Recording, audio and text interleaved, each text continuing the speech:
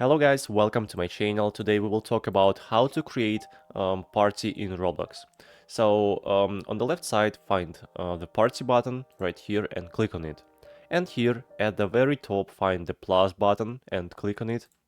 Okay, party with friends. Now you need to add your friends to your party.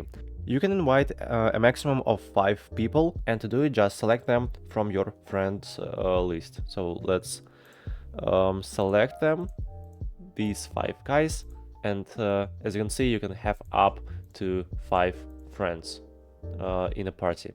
And after that at the top right click on create. Let's click on it, and this is my party.